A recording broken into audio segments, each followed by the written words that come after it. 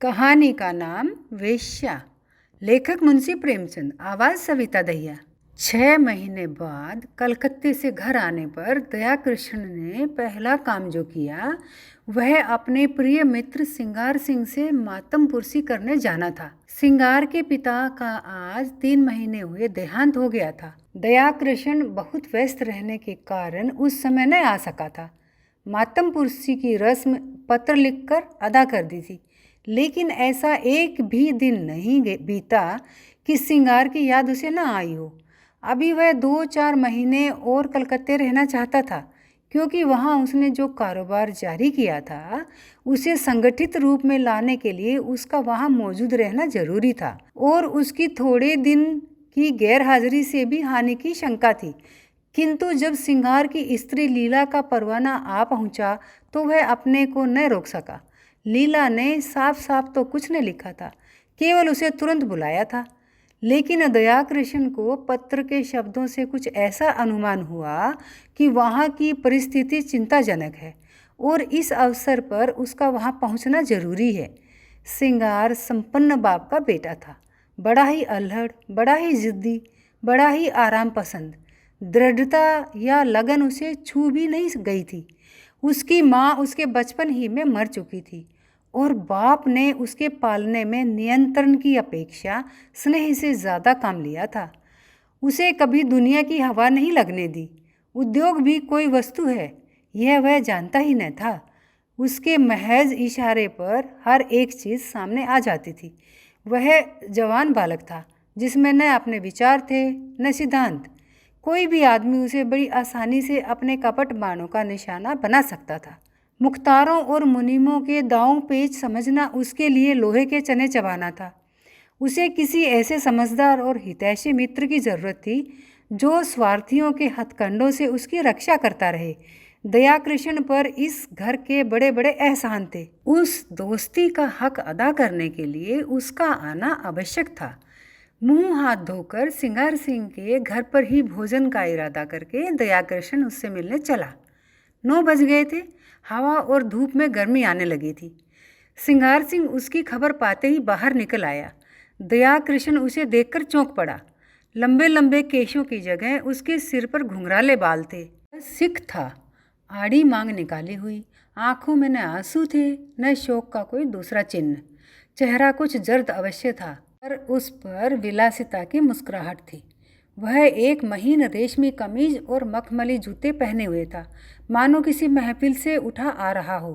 संवेदना के शब्द दया कृष्ण के होठों तक आकर निराश लौट गए। वहाँ बधाई के शब्द ज़्यादा अनुकूल प्रतीत हो रहे थे।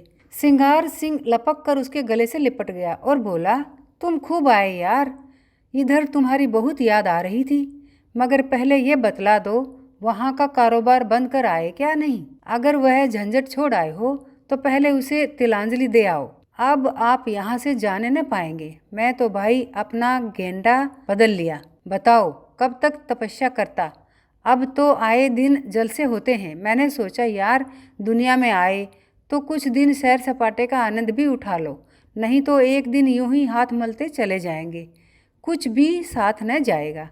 दया कृष्ण विस्मय से उसके मुंह की ओर ताकने लगा। ये वही सिंगार है या कोई और? बाप के मरते ही इतनी तब्दीली? दोनों मित्र कमरे में गए और सोफे पर बैठे। सरदार साहब के सामने इस कमरे में फर्श और मसनद थी, अलमारी थी। अब दर्जनों गद्देदार सोफे और कुर्सियां हैं। कालीन का फर्श है, रेशमी पर्दे हैं, बड़े बड़े आईने हैं। सरदार साहब को संचे की धुन थी, सिंगार को उड़ाने की धुन है। तेरी बहुत याद आती थी यार, तेरी जान की कसम। दया कृष्ण ने सिकवा किया। क्यों झूठ बोलते हो भाई? महीनों गुजर जाते थे, एक खत लिखने की तो आपको फुर्सत न मिलती थी। मेरी याद आती थी? सिंगार ने आल्हड़पन से कहा। बस इसी बात पर मेरी सेहत का एक जाम पियो। अरे यार, इस जिंदगी में और क्या रखा है? हंसी खेल में जो वक्त कट जाए उसे गनीमत समझो। मैंने तो ये तपस्या त्याग दी। अब तो आए दिन जलसे होते हैं। कभी दोस्तों की दावत है, कभी दरिया की सैर, कभी गाना बजाना, कभी शराब के दौर। मैंने कहा लाओ कुछ दिन वह बाहर भी देख लूं, हसरत क्यों दिल में रह जाए। आदमी संसार में कुछ भोगने के लिए आता है, यही जिंदगी के मज़े हैं। जिसने ये मज़े नहीं चखे उसका जीना वृथा है। बस दोस्तों की मजलिस हो, बगल में माशूक हो और हाथ में प्याला हो, इसके सिवा मुझे और कुछ ना चाहिए। उसने अलमारी खोलकर एक बोतल निकाली और 2 गिलासों में शराब डालकर बोला, यह मेरी सेहत का जाम है, इनकार न करना, मैं तुम्हारे सेहत का जाम पीता हूँ। दया कृष्ण को कभी शराब पीने का अवसर न मिला था। वह इतना धर्मात्मा तो न था कि शराब पीना पाप समझता। हाँ, उसे दुर्व्यसन समझता था। गंध ही से उसका जी मितलाने लगा। उसे भय हुआ कि शराब का टै चाहे मुंह में ले ले, उसे कंठ के नीचे नहीं उतार सकता। उसने प्याले को शिष्टाचार के तौर पर हाथ में ले लिया, फिर उसे ज्यों का त्यों मेज पर रखकर बोला, तुम जानते हो मैंने कभी नहीं पी, इस समय मुझे क्षमा करो। 10-5 दिन में यह फन भी सीख जाऊंगा, मगर यह तो बताओ, अपना कारोबार भी कुछ देखते हो या इसी में पड़े रहते हो? सिंगार ने अरुचि से मुंह बनाकर कहा, ओहो, क्या जिक्र तुमने छेड़ दिया यार। कारोबार के पीछे इस छोटी सी जिंदगी को तबाह नहीं कर सकता। न कोई साथ लाया है, न साथ ले जाएगा। पापा ने मर मर कर धन संचय किया, क्या हाथ लगा? 50 तक पहुँचते पहुँचते चल बसे। उनकी आत्मा अब भी संसार के सुखों के लिए तरस रही होगी। दान छोड़कर मरने से फाके मस्त रहना कहीं अच्छा है। दान की चिंता तो नहीं सताती, पर यह हाय हाय तो नहीं होती कि मेरे बाद क्या होगा। तुमने गिलास मेज पर रख दिया, जरा पियो, आंखें खुल जाएंगी, दिल हरा हो जाएगा। और लोग सोडा और बर्फ़ मिलाते हैं, मैं तो खालिश पीता हूँ। इच्छा हो तो तुम्हारे लिए बर्फ़ मंगाऊँ? दया कृष्ण ने फिर क्षमा मांगी, मगर सिंगार गिलास पर गिलास पीता गया। उसकी आंखें लाल लाल निकल आई, ऊल जलूल बकने लगा, खूब डींगे मारी, फिर बेसुरे राग में एक बाजारू गीत गाने लगा। अंत में उसी कुर्सी पर पड़ा पड़ा बेसुध हो गया। सहसा पीछे का पर्दा हटा और लीला ने उसे इशारे से बुलाया। दया कृष्ण की धमनियों में शतगुण वेग से रक्त दौड़ने लगा। उसकी संकोच में भीरू प्रकृति भीतर से जितनी ही रूपासक्त थी, बाहर से उतनी ही विरक्त। सुंदरियों के सम्मुख आकर वह स्वयं अवाक हो जाता था। उसके कपोलों पर लज्जा की लाली दौड़ जाती थी और आंखें झुक जाती थी, लेकिन मन उसके चरणों पर लौटकर अपने आप को समर्पित कर देने के लिए विकल हो जाता था। मित्रगण उसे बूढ़े बाबा कहा करते थे। स्त्रियां उसे आर्सिक समझकर उससे उदासीन रहती थी। किसी युवती के साथ लंका तक रेल में एकांत यात्रा करके भी वह उससे एक शब्द भी बोलने का साहस न करता। हाँ, यदि युवती स्वयं उसे छेड़ती तो वह अपने प्राण तक उसकी भेंट कर देता। उसके इस संकोच में अवरुद्ध जीवन में लीला ही एक ऐसी युवती थी जिसने उसके मन को समझा था और उससे सवाक सहृदयता का व्यवहार किया था। तभी से दया कृष्ण मन से उसका उपासक हो गया था। उसके अनुभव शून्य हृदय में लीला नारी जाति का सबसे सुंदर आदर्श थी।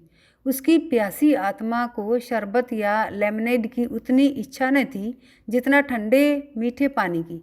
लीला में रूप है, लावण्य है, सुकुमारता है, इन बातों की ओर उसका ध्यान न था। सबसे ज़्यादा रूपवती, लावण्यमयी और सुकुमार युवतियाँ उसने पार्कों में देखी थी।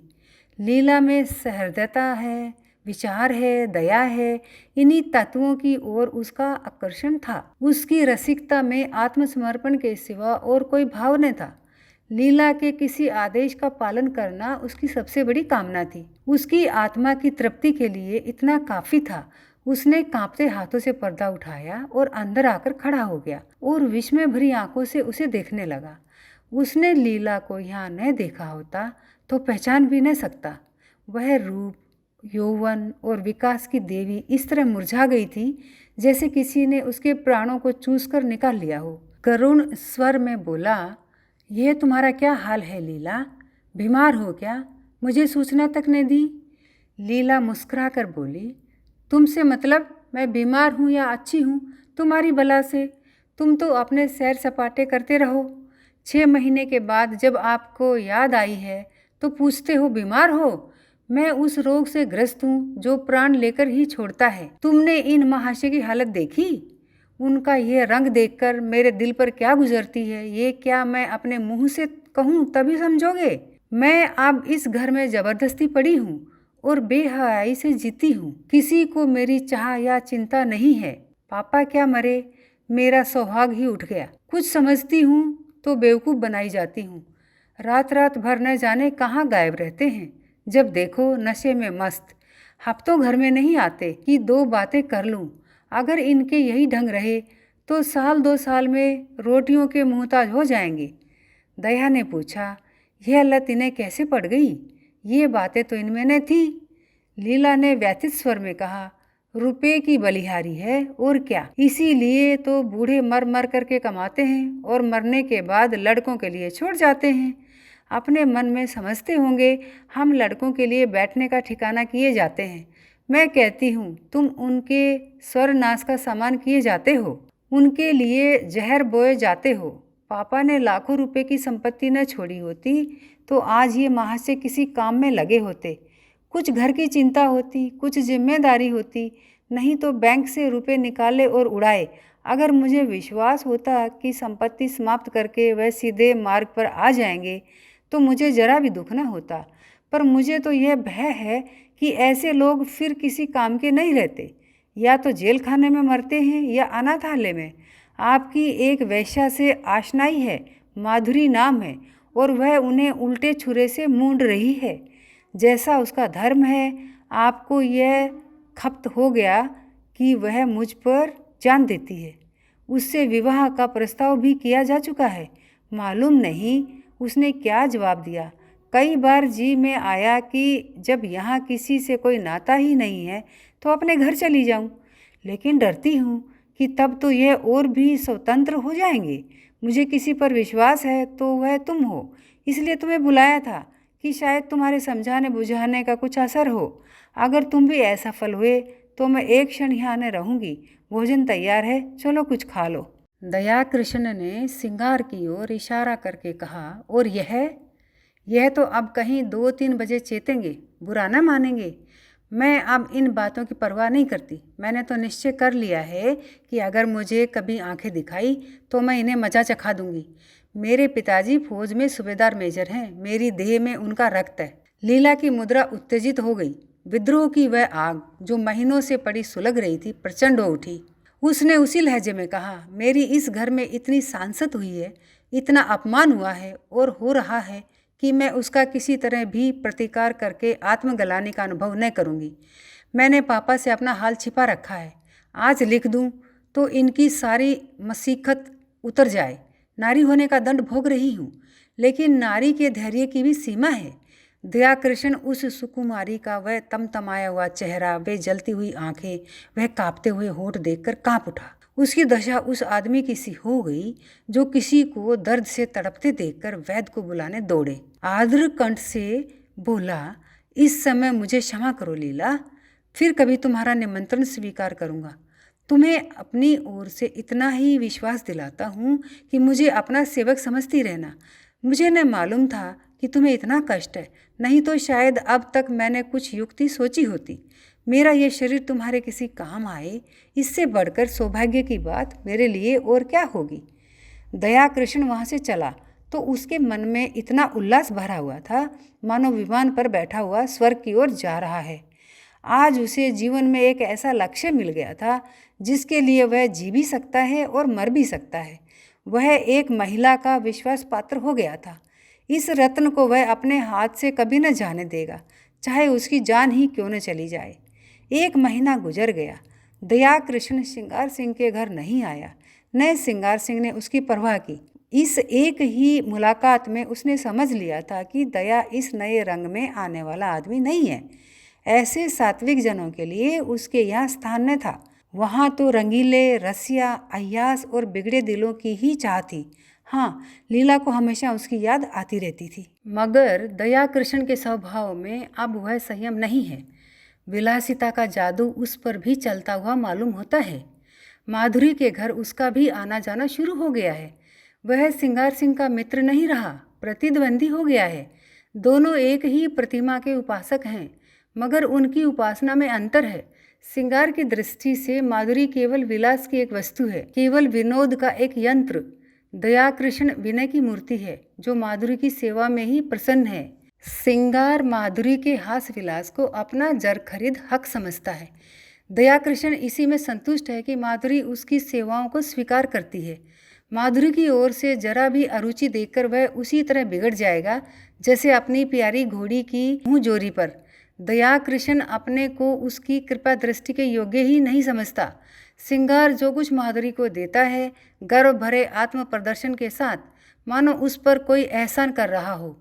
दयाकृष्ण के पास देने को है ही क्या, पर वह जो कुछ भेंट करता है वह ऐसी श्रद्धा से मानो देवता को फूल चढ़ाना हो। सिंगार का आसक्त मन माधुरी को अपने पिंजरे में बंद रखना चाहता है जिसमें उस पर किसी की निगाह न पड़े।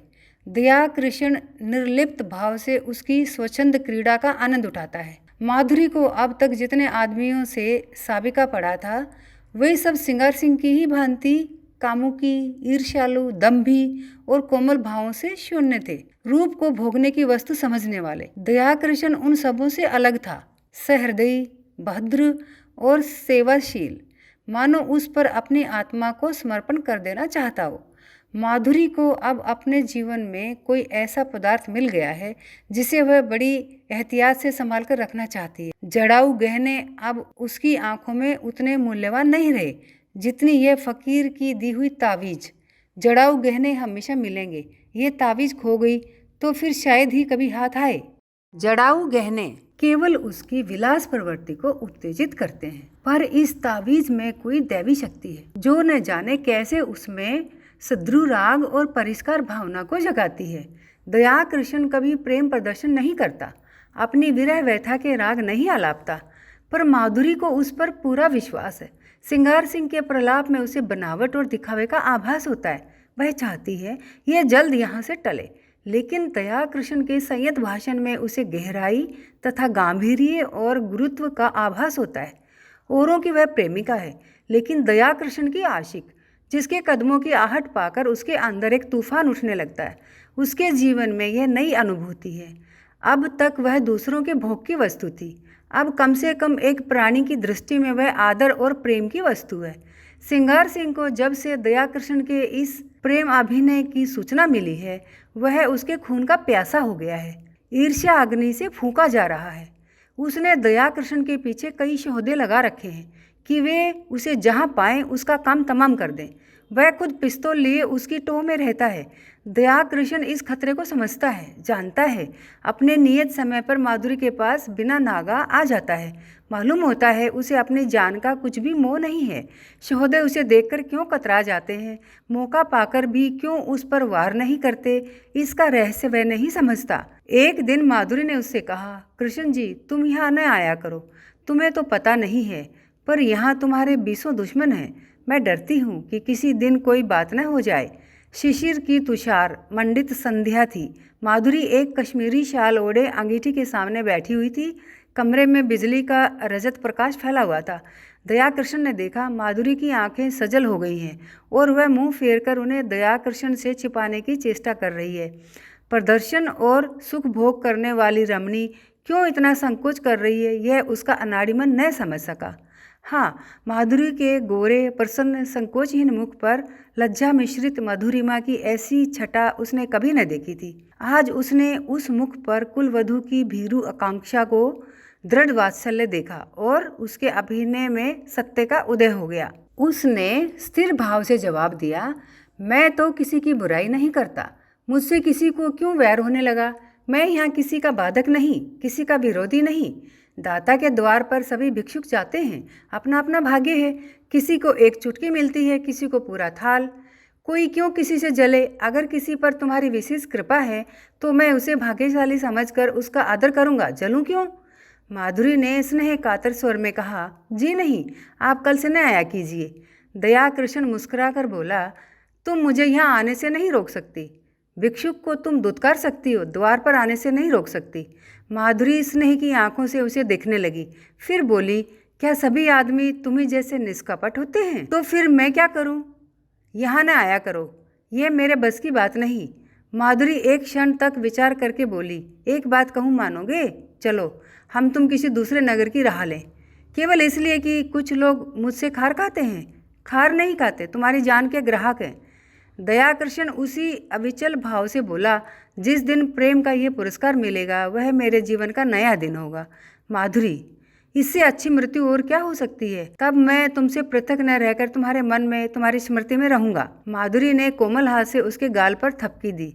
उसकी आंखें भर आई थी। इन शब्दों में जो प्यार भरा हुआ था वह जैसे पिचकारी की धार की तरह उसके हृदय में समा गया। ऐसी विकल वेदना, ऐसा नशा, इसे वह क्या कहे? उसने करुण स्वर में कहा, ऐसी बातें न किया करो कृष्ण, नहीं तो मैं सच कहती हूँ एक दिन जहर खाकर तुम्हारे चरणों पर सो जाऊंगी। तुम्हारे इन शब्दों में न जाने क्या जादू था कि मैं जैसे फूंक उठी। अब आप खुदा के लिए यहाँ न आया कीजिए, नहीं तो देख लेना मैं एक दिन प्राण दे दूंगी। तुम क्या जानो हत्यारा सिंगार किस बुरी तरह तुम्हारे पीछे पड़ा हुआ है। मैं उसके शोहदों की खुशामद करते करते हार गई।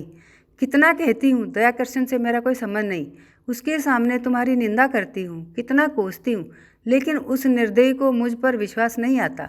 तुम्हारे लिए मैंने इन गुंडों की कितनी मिन्नतें की हैं, उनके हाथ कितना अपमान सहा है, वह तुमसे न कहना ही अच्छा है। जिनका मुंह देखना भी मैं अपनी शान के खिलाफ समझती हूँ, उनके पैरों पड़ी हूँ, लेकिन ये कुत्ते हड्डियों के टुकड़े पाकर और भी शेर हो जाते हैं। मैं अब उनसे तंग आ गई हूँ और तुमसे हाथ जोड़कर कहती हूँ कि यहाँ से किसी ऐसी जगह चलो जहाँ हमें कोई न जानता हो, वहाँ शांति के साथ पड़े रहें। मैं तुम्हारे साथ सब कुछ झेलने को तैयार हूँ। आज इसका निश्चय कराए बिना मैं तुम्हें न जाने दूंगी। मैं जानती हूँ तुम्हें मुझ पर अब भी विश्वास नहीं है, तुम्हें संदेह है कि तुम्हारे साथ कपट करूंगी। दयाकृष्ण ने टोका, नहीं माधुरी, तुम मेरे साथ अन्याय कर रही हो। मेरे मन में कभी ऐसा संदेह नहीं आया। पहले ही दिन मुझे न जाने क्यों कुछ ऐसा प्रतीत हुआ कि तुम अपनी और बहनों से पृथक हो। मैंने तुम में वह शील और संकोच देखा जो मैंने कुल वधुओं में देखा है। माधुरी ने उसकी आंखों में आंखें गाड़कर कहा, तुम झूठ बोलने की कला में इतने निपुण नहीं हो कृष्ण कि वेश्या को बुलावा दे सको। मैं न शीलवती हूँ, न संकोचवती हूँ और न अपनी दूसरी बहनों से भिन्न हूँ। मैं वेश्या हूँ, उतनी ही कलुषित, उतनी ही विलासांग, उतनी ही मायाविनी जितनी मेरी दूसरी बहनें, बल्कि उनसे कुछ ज़्यादा। न तुम अन्य पुरुषों की तरह मेरे पास विनोद और वासना तृप्ति के लिए आए थे, नहीं, महीनों आते रहने पर भी तुम यूं अलिप्त न रहते। तुमने कभी डींग नहीं मारी, मुझे धन का प्रलोभन नहीं दिया, मैंने भी कभी तुमसे धन की आशा नहीं की। तुमने अपनी वास्तविक स्थिति मुझसे कह दी, फिर भी मैंने तुम्हें एक नहीं अनेक ऐसे अवसर दिए कि कोई दूसरा आदमी उन्हें न छोड़ता, लेकिन तुम्हें मैं अपने पंजे में न ला सकी। तुम चाहे और जिस इरादे से आए हो, भोग की इच्छा से नहीं आए। अगर मैं तुम्हें इतना नीच, इतना हृदयहीन, इतना विलासांगा समझती तो इस तरह तुम्हारे नाज न उठाती। फिर मैं भी तुम्हारे साथ मित्र भाव रखने लगी। समझ लिया मेरी परीक्षा हो रही है। जब तक इस परीक्षा में सफल न हो जाऊं, तुम्हें नहीं पा सकती। तुम जितने सज्जन हो। ये कहते हुए माधुरी ने दयाकृष्ण का हाथ पकड़ लिया और अनुराग और समर्पण भरी चितवनों से उसे देखकर बोली, सच बताओ कृष्ण, तुम मुझ में क्या देखकर आकर्षित हुए थे? देखो, बहानेबाजी न करना, तुम रूप पर मुग्ध होने वाले आदमी नहीं हो, मैं कसम खा सकती हूँ। दयाकृष्ण ने संकट में पड़कर कहा, रूप इतनी तुच्छ वस्तु नहीं है माधुरी, वह मन का आईना है। यहाँ मुझसे रूपवान स्त्रियों की कमी नहीं है, यह तो अपनी अपनी निगाह है, मेरे पूर्व संस्कार रहे होंगे। माधुरी ने भवें सिकोड़ कर कहा, तुम फिर झूठ बोल रहे हो, चेहरा कह देता है। दयाकृष्ण ने परास्त होकर पूछा, पूछकर क्या करोगी माधुरी? मैं डरता हूँ कहीं तुम मुझसे घृणा न करने लगो। संभव है तुम मेरा जो रूप देख रही हो वह मेरा असली रूप न हो। माधुरी का मुंह लटक गया, विरक्त सी होकर बोली, इसका खुले शब्दों में ये अर्थ है कि तुम्हें मुझ पर विश्वास नहीं। ठीक है, वेश्याओं पर विश्वास करना भी नहीं चाहिए। विद्वानों और महात्माओं का उपदेश कैसे न मानोगे? नारी हृदय इस समस्या पर विजय पाने के लिए अपने अस्त्रों से काम लेने लगा। दयाकृष्ण पहले हमले में हिम्मत छोड़ बैठा। बोला, तुम तो नाराज हुई जाती हो माधुरी, मैंने तो केवल इस विचार से कहा था कि तुम मुझे धोखेबाज समझने लगोगी। तुम्हें शायद मालूम नहीं है सिंगार सिंह ने मुझ पर कितने एहसान किए हैं। मैं उन्हीं के टुकड़ों पर पला हूँ, इसमें रत्ती भर भी मुबालगा नहीं। वहाँ जाकर जब मैंने उनके रंग ढंग देखे और उनकी साध्वी स्त्री लीला को बहुत दुखी पाया तो सोचते सोचते मुझे यही उपाय सूझा कि किसी तरह सिंगार सिंह को तुम्हारे पंजे से छुड़ाऊँ। मेरे इस अभियान का यही रहस्य है, लेकिन उन्हें छुड़ा तो न सका, खुद फंस गया। मेरे इस फ्रेब की जो सजा चाहो दो, सिर झुकाए हुए हूँ। माधुरी का अभिमान टूट गया, जलकर बोली, तो ये कहिए कि आप लीला देवी के आशिक हैं। मुझे पहले से मालूम होता तो तुम्हें इस घर में घुसने न देती। तुम तो एक छिपे रुस्तम निकले। वह तोते के पिंजरे के पास जाकर उसे पुचकारने का बहाना करने लगी। मन में जो एक दाह उठ रही थी उसे कैसे शांत करे। दयाकृष्ण ने तिरस्कार भरे स्वर में कहा, मैं लीला का आशिक नहीं हूँ माधुरी। उस देवी को कलंकित न करो। मैं आज तुमसे शपथ खाकर कहता हूँ कि मैंने कभी उसे इस निगाह से नहीं देखा। उसके प्रति मेरा वही भाव था जो अपने किसी आत्मीय को दुख में देखकर हर एक मनुष्य के मन में आता है। किसी से प्रेम करना तो पाप नहीं है। तुम व्यर्थ में अपनी और लीला की सफाई दे रहे हो।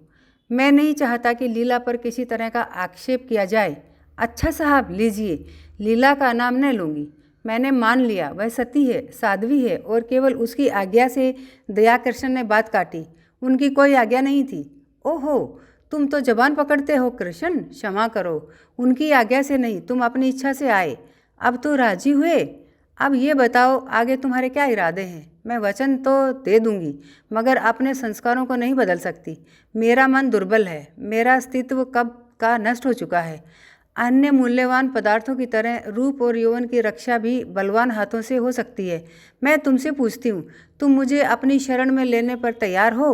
तुम्हारा आश्रय पाकर, तुम्हारे प्रेम की शक्ति से मुझे विश्वास है मैं जीवन के सारे प्रलोभनों का सामना कर सकती हूँ। मैं इस सोने के महल को ठुकरा दूंगी, लेकिन इसके बदले मुझे किसी हरे वृक्ष की छां तो मिलनी चाहिए। वह छां तुम मुझे दोगे? अगर नहीं दे सकते तो मुझे छोड़ दो। मैं अपने हाल में मगन हूँ। मैं वादा करती हूँ, सिंगार सिंह से मैं कोई संबंध न रखूँगी।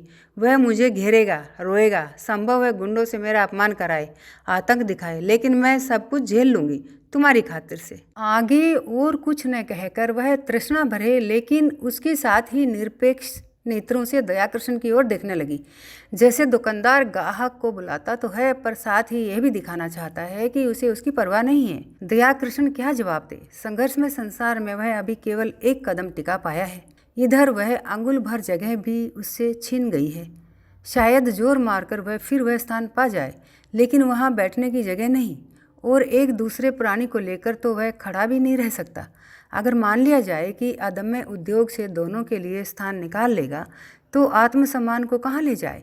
संसार क्या कहेगा? लीला क्या फिर उसका मुंह देखना चाहेगी? सिंगार से वह फिर आंखें मिला सकेगी? यह भी छोड़ो।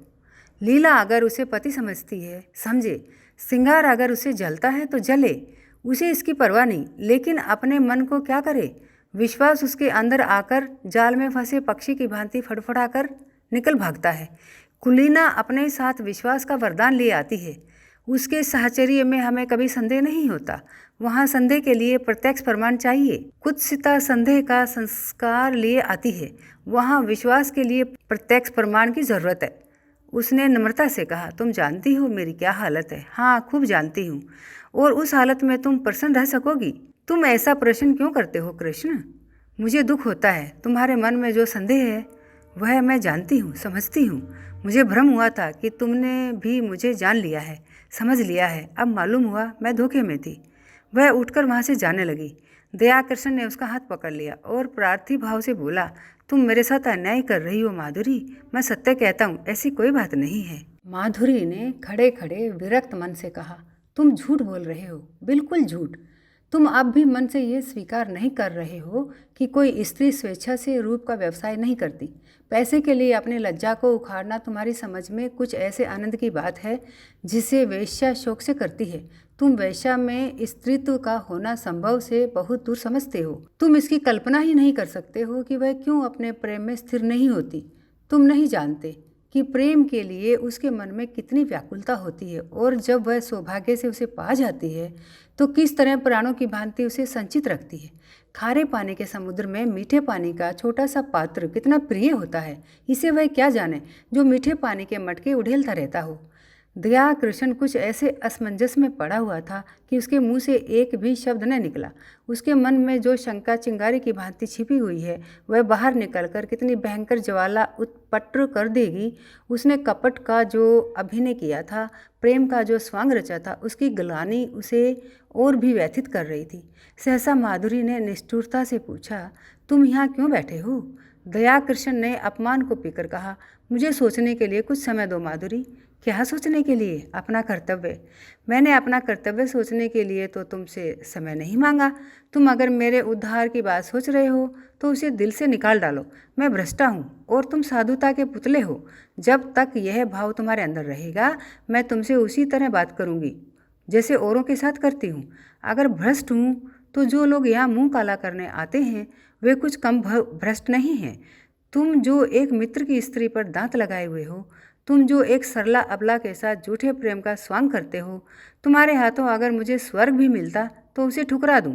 दया कृष्ण ने लाल आंखें करके कहा, तुमने फिर वही आक्षेप किया? माधुरी तिल मिला उठी। उसकी रही सही मृदुता भी ईर्ष्या के उमड़ते हुए प्रवाह में समा गई। लीला पर आक्षेप भी असहाय है, इसलिए कि वह कुलवधू है, मैं वेश्या हूँ, इसलिए मेरे प्रेम का उपकार भी स्वीकार नहीं किया जा सकता।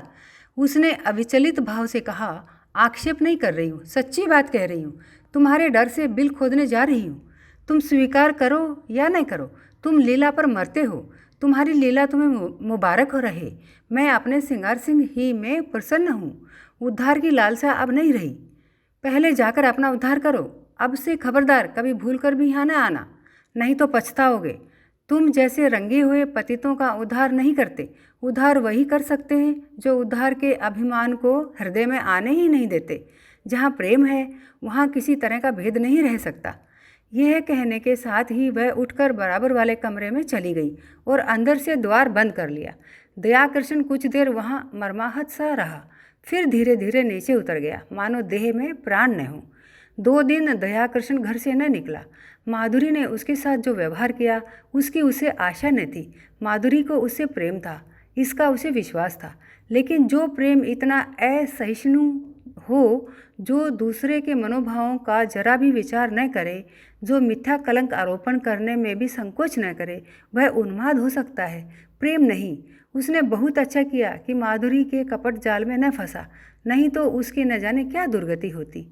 पर दूसरे क्षण उसके भाव बदल जाते और माधुरी के प्रति उसका मन कोमलता से भर जाता। अब वह अपनी अनुदारता पर, अपनी संकीर्णता पर पछताता। उसे माधुरी पर संदेह करने का कोई कारण न था। ऐसी दशा में ईर्ष्या स्वाभाविक है, और बाहर ईर्ष्या ही क्या, जिसमें डंक न हो, विष न हो। माना समाज उसकी निंदा करता। यह भी मान लिया कि माधुरी सती भारिया न होती, कम से कम सिंगार सिंह तो उसके पंजे से निकल जाता। दया कृष्ण के सिर से ऋण का भार तो कुछ हल्का हो जाता, लीला का जीवन तो सुखी हो जाता। सहसा किसी ने द्वार खटखटाया। उसने द्वार खोला तो सिंगार सिंह सामने खड़ा था, बाल बिखरे हुए, कुछ अस्त व्यस्त। दया कृष्ण से ने हाथ मिलाते हुए पूछा, क्या पाँव पाँव ही आ रहे हो? मुझे क्यों न बुला लिया? सिंगार ने उसे चुभती हुई आंखों से देखकर कहा, मैं तुमसे ये पूछने आया हूँ कि माधुरी कहाँ है? अवश्य तुम्हारे घर में होगी। क्यों? अपने घर पर होगी, मुझे क्या खबर? मेरे घर क्यों आने लगी? इन बहानों से काम न चलेगा, समझ गए? मैं कहता हूँ मैं तुम्हारा खून पी जाऊँगा, वरना ठीक ठीक बता दो वह कहाँ गई। मैं बिल्कुल कुछ नहीं जानता, तुम्हें विश्वास दिलाता हूँ। मैं तो 2 दिन से घर से निकला ही नहीं। रात को मैं उसके पास था, सवेरे मुझे उसका यह पत्र मिला। मैं उसी वक्त दौड़ा हुआ उसके घर गया, वहाँ उसका पता न था। नौकरों से इतना मालूम हुआ तांगे पर बैठकर कहीं गई है। कहाँ गई है यह कोई न बता सका। मुझे शक हुआ यहाँ आई होगी। जब तक तुम्हारे घर की तलाशी न ले लूँगा मुझे चैन न आएगा। उसने मकान का एक एक कोना देखा, तख्त के नीचे, अलमारी के पीछे। तब निराश होकर बोला, बड़ी बेवफा और मक्कार औरत है, जरा इस खत को पढ़ो। दोनों फर्श पर बैठ गए। दया कृष्ण ने पत्र लेकर पढ़ना शुरू किया। सरदार साहब, मैं आज कुछ दिनों के लिए यहाँ से जा रही हूँ। कब लौटूंगी कुछ नहीं जानती, कहाँ जा रही हूँ यह भी नहीं जानती। जा इसलिए रही हूँ कि इस बेशर्मी और बेहयाई की ज़िंदगी से मुझे घृणा हो रही है, और घृणा हो रही है उन लंपटों से जिनके कुत्सित विलास का मैं खिलौना थी और जिनमें तुम मुख्य हो। तुम महीनों से मुझ पर सोने और रेशम की वर्षा कर रहे हो, मगर मैं तुमसे पूछती हूँ, उससे लाख गुने सोने और 10 लाख गुने रेशम पर भी तुम अपनी बहन या स्त्री को इस रूप में बाजार में बैठने दोगे? कभी नहीं। उन देवियों में कोई ऐसी वस्तु है जिसे तुम संसार भर की दौलत से भी मूल्यवान समझते हो, लेकिन जब तुम शराब के नशे में चूर अपने एक एक अंग में काम का उन्माद भरे आते थे, तो तुम्हें कभी ध्यान आता था कि तुम उसी अमूल्य वस्तु को किस निर्दयता के साथ पैरों से कुचल रहे हो? कभी ध्यान आता था कि अपनी कुल देवियों को इस अवस्था में देखकर तुम्हें कितना दुख होता? कभी नहीं। यह उन गीदड़ों और गिद्धों की मनोवृत्ति है जो किसी लाश को देखकर चारों ओर से जमा हो जाते हैं और उसे नोच नोच कर खाते हैं। ये समझ रखो, नारी अपना बस रहते हुए कभी पैसे के लिए अपने को समर्पित नहीं करती। यदि वह ऐसा कर रही है तो समझ लो कि उसके लिए और कोई आश्रय और कोई आधार नहीं, और पुरुष इतना निर्लज्ज है कि उसकी दुर्अवस्था से अपनी वासना तृप्त करता है और उसके साथ ही इस निर्दयता की उसके माथे पर पतिता का कलंक लगाकर उसे उसी दुर्अवस्था में मरते देखना चाहता है। क्या वह नारी है? क्या नारीत्व के पवित्र मंदिर में उसका स्थान नहीं है? लेकिन तुम उसे उस मंदिर में घुसने नहीं देते। उसके स्पर्श से मंदिर की प्रतिमा भ्रष्ट हो जाएगी। खैर, पुरुष समाज जितना अत्याचार चाहे कर ले, हम असहाय हैं, आत्म अभिमान को भूल बैठी हैं। लेकिन सहसा सिंगार सिंह ने उसके हाथ से वह पत्र छीन लिया और जेब में रखता हुआ बोला, क्या बड़े गौर से पढ़ रहे हो? कोई नई बात नहीं, सब कुछ वही है जो तुमने सिखाया है। यही करने तो तुम उसके यहाँ जाते थे। मैं कहता हूँ, तुम्हें मुझसे इतनी जलन क्यों हो गई? मैंने तो तुम्हारे साथ कोई बुराई नहीं की थी। इस साल भर में मैंने माधुरी पर 10,000 से कम न फूके होंगे। घर में जो कुछ मूल्यवान था वह मैंने उसके चरणों पर चढ़ा दिया, और आज उसे साहस हो रहा है कि वह हमारी कुल देवियों की बराबरी करे। यह सब तुम्हारा प्रसाद है। 70 चूहे खा के बिल्ली हज को चली। कितनी बेवफा जात है। ऐसों को तो गोली मार दें। जिस पर सारा घर लुटा दिया, जिसके पीछे सारे शहर में बदनाम हुआ, वह आज मुझे उपदेश करने चली है। जरूर इसमें कोई ना कोई रहस्य है, कोई नया शिकार फंसा होगा, मगर मुझसे भागकर जाएगी कहाँ? ढूंढ न निकालूं तो नाम नहीं। कमबख्त कैसी प्रेम भरी बातें करती थी कि मुझ पर घड़ों नशा चढ़ जाता था। बस कोई नया शिकार फंस गया, यह बात न हो, मूछ मुड़ा लूँ। दया कृष्ण उसके सफाचट चेहरे की ओर देखकर मुस्कुराया। तुम्हारी मूछें तो पहले ही मुड़ चुकी हैं। इस हल्के से विनोद ने जैसे सिंगार सिंह के घाव पर मरहम रख दिया। वह बेसरो सामान घर, वह फटा फर्श, वे टूटी फूटी चीज़ें देखकर उसे दया कृष्ण पर दया आ गई। चोट की तिलमिलाहट में वह जवाब देने के लिए ईंट पत्थर ढूंढ रहा था, पर अब चोट ठंडी पड़ गई थी और दर्द घनीभूत हो रहा था। दर्द के साथ साथ सौहार्द भी जाग रहा था। जब आँख की ठंडी हो गई तो धुआं कहाँ से आता? उसने पूछा, सच कहना, तुमसे भी कभी प्रेम की बातें करती थी? दया कृष्ण ने मुस्कुराते हुए कहा, मुझसे? मैं तो खाली उसकी सूरत देखने जाता था। सूरत देखकर दिल पर काबू तो नहीं रहता। यह तो अपनी अपनी रुचि है मोहिनी। देखते ही कलेजे पर छुरी चल जाती है। मेरे कलेजे पर तो कभी छुरी नहीं चली। यही इच्छा होती थी कि इसके पैरों पर गिर पड़ूं। इसी शायरी ने तो ये अनर्थ किया। तुम जैसे बुद्धुओं को किसी देहातिन से शादी करके रहना चाहिए। चले थे वेश्या से प्रेम करने। एक क्षण के बाद उसने फिर कहा, मगर है बेवफा मक्कार। तुमने उससे वफा की आशा की। मुझे तो यही अफसोस है, तुमने वह दिल ही नहीं पाया। तुमसे क्या कहूँ? 1 मिनट के बाद उसने सहृदय भाव से कहा, अपने पत्र में उसने बातें तो सच्ची लिखी हैं, चाहे कोई माने या न माने। सौंदर्य को बाजारू चीज समझना कुछ बहुत अच्छी बात तो नहीं है। दया कृष्ण ने पुचारा दिया, जब स्त्री अपना रूप बेचती है तो उसके खरीदार भी निकल आते हैं। फिर यहाँ तो कितनी ही जातियाँ हैं जिनका यही पेशा है। यह पेशा चला कैसे? स्त्रियों की दुर्बलता से नहीं, मैं समझता हूँ बिस्मिल्लाह पुरुषों ने की होगी। इसके बाद एकाएक जेब से घड़ी निकालकर देखता हुआ बोला, ओहो 2 बज गए और मैं अभी यहीं बैठा हूँ। आज शाम को मेरे यहाँ खाना खाना, जरा इस विषय पर बातें होंगी। अभी तो उसे ढूंढ निकालना है। वह है कहीं इसी शहर में। घर वालों से भी कुछ नहीं कहा। बुढ़िया नायिका सिर पीट रही थी। उस्ताद जी अपनी तकदीर को रो रहे थे, न जाने कहाँ जाकर छिप रही। उसने उठकर दयाशंकर से हाथ मिलाया और चला। दया कृष्ण ने पूछा, मेरी तरफ से तो तुम्हारा दिल साफ हो गया? सिंगार ने पीछे फिरकर कहा, हुआ भी और नहीं भी हुआ, और बाहर निकल गया। 7-8 दिन तक सिंगार सिंह ने सारा शहर छाना, पुलिस में रिपोर्ट की, समाचार पत्रों में नोटिस छपाई, अपने आदमी दौड़ाए, लेकिन माधुरी का कुछ भी सुराग न मिला। फिर महफिल गर्म होती, मित्रवृंद सुबह शाम हाजिरी देने आते और अपना सा मुंह लेकर लौट जाते। सिंगार के पास उनके साथ गपशप करने का समय न था। गर्मी के दिन सजा हुआ कमरा भट्टी बना हुआ था, खस की टटियाँ भी थी, पंखा भी, लेकिन गर्मी जैसे किसी समझाने बुझाने की परवाह नहीं करना चाहती, अपने दिल का बुखार निकालकर ही रहेगी। सिंगार सिंह अपने भीतर वाले कमरे में बैठा हुआ पैग पर पैग चढ़ा रहा था, पर अंदर की आग न शांत होती थी।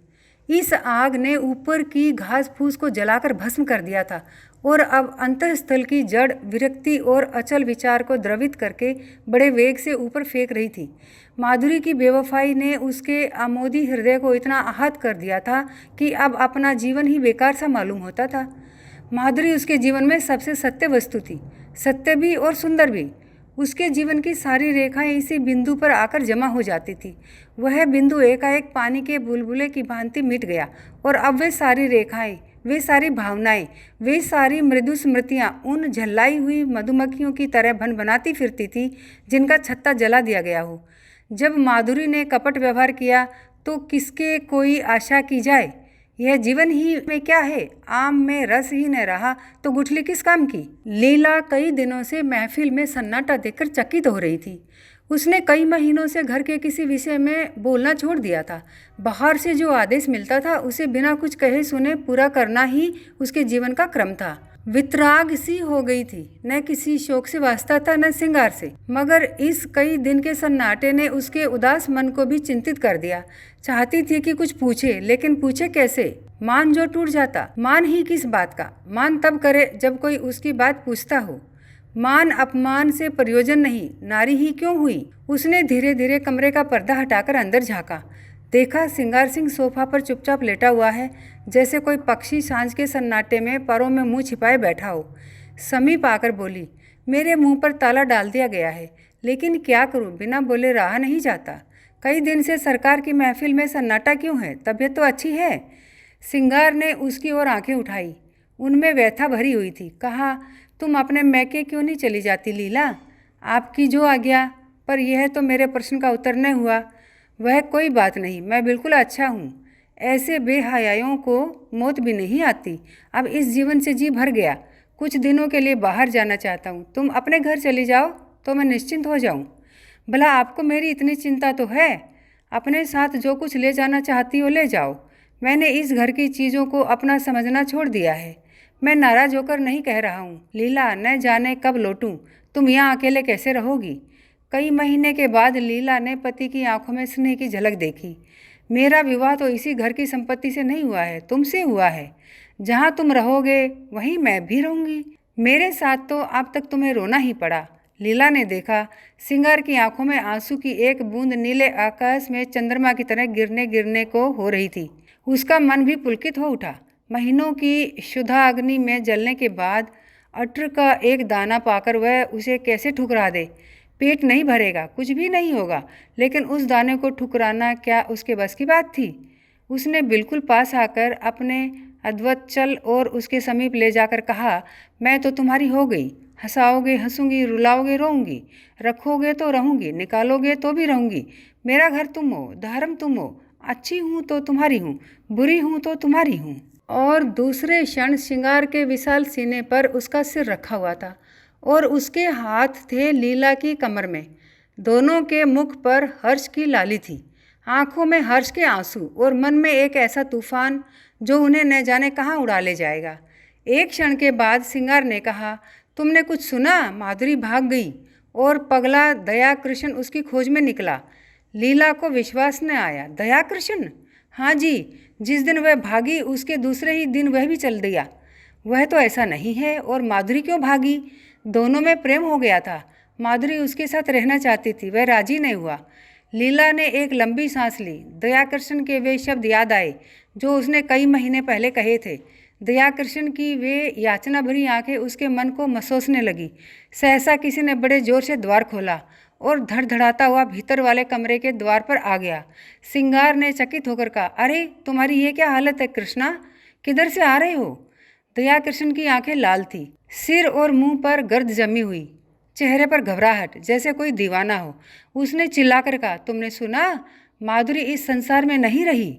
और दोनों हाथों से सिर पीट पीट कर रोने लगा, मानो हृदय और प्राणों को आंखों से बहा देगा।